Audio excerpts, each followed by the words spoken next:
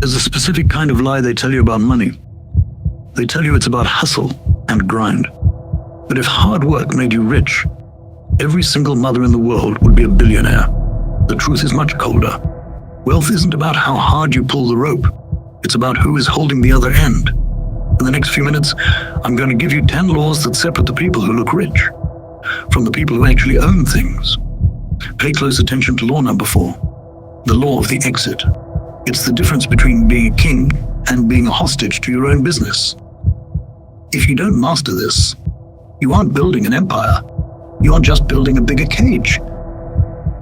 Law 1, the law of strategic invisibility. Most people get their first $10,000 and the first thing they do is tell the world. They buy the watch. They post the dinner. They leak their energy. They want the feeling of being rich more than they want the reality of it.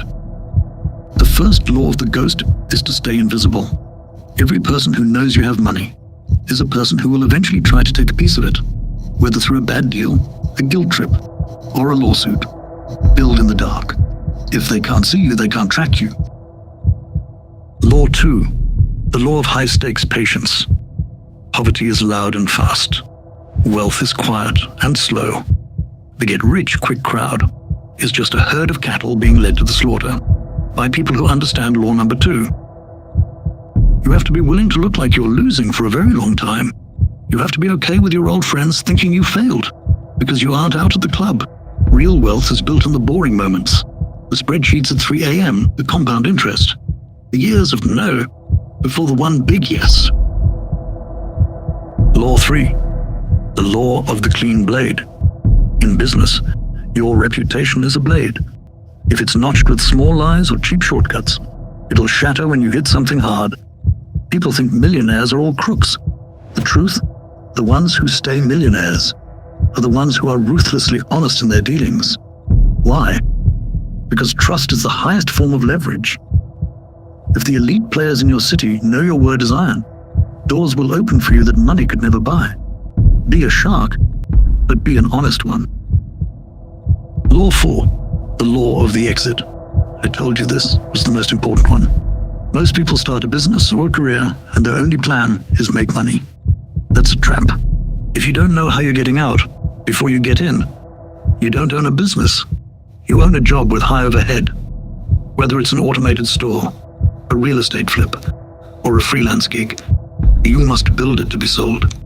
If it requires your face, your hands, and your 24/7 presence to run, you haven't built an asset. You've built a prison. Ask yourself today, if I stopped working tomorrow, would the money stop too? If the answer is yes, you are currently in law number 4's crosshairs. Law 5, the law of asymmetric risk. The middle class is taught to play it safe. They put money in a savings account, where inflation eats it alive. The wealthy don't gamble, but they do take asymmetric risks.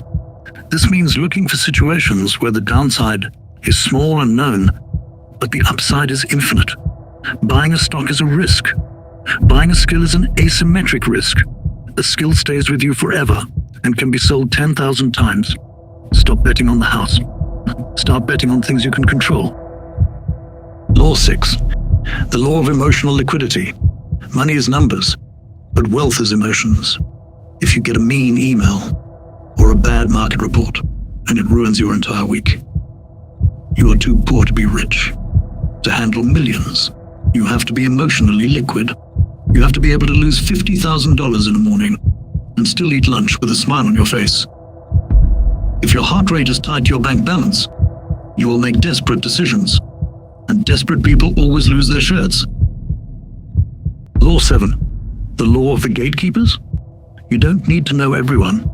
You only need to know the people who know everyone. Every industry has 3 or 4 gatekeepers. These are the people who hold the keys to the kingdom. Law number 7 is about finding them and becoming useful to them. Don't ask them for a handout. Offer them a hand up on a project they're struggling with. Once you're inside the gate, the game changes forever. Law 8, the law of controlled consumption. This is the simplest law, and the one everyone breaks.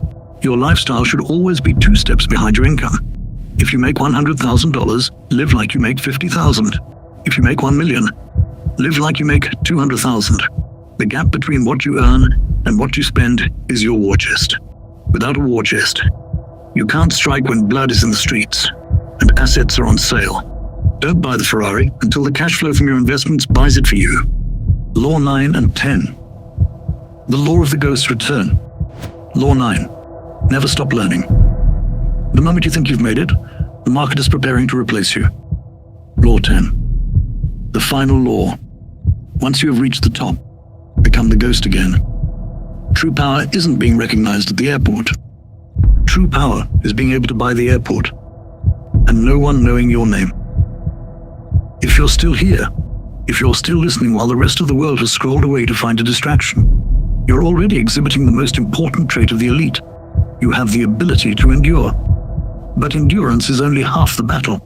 Most people watch videos like this because they want to feel the rush of ambition. They want the hit of dopamine that comes with imagining a better life. But tomorrow morning, when the sun comes up and the world starts demanding their time, they will fold. They will return to the safety of the herd. The ghost does not return. You see, the hardest part of wealth isn't the math. It isn't the real estate or the stocks.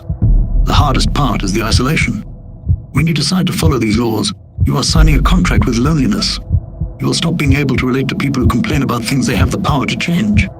You will find that your old friends feel like anchors, and your family thinks you've become cold. They call it cold. You call it clarity. Ask yourself, are you truly ready for the silence? Are you ready for the weight of being the only person in the room who knows what the stakes actually are? The law of the ghost return isn't just about hiding your money. It's about protecting your spirit. It's about realizing that once you cross the threshold of $1 million, you can never go back to being the person you were before. You have seen behind the curtain.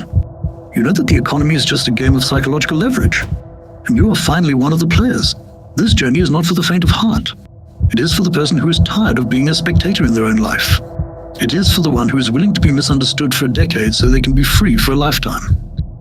The work you do in the dark, when nobody is watching, when your sub count is low, when the bank account is stagnant, that is where the millionaire is born. The money you see later is just the lag time catching up to the character you're building right now. So don't just try. Don't see how it goes. Decide. Decide that the cage is no longer an option. Decide that the silence of the ghost is louder than the cheers of the crowd. The monologue is over. The world is waiting for your move. But remember, they don't need to see you coming. Subscribe to Millionaire Monologues, where words become wealth, and check out this video right here. Your future may depend on it.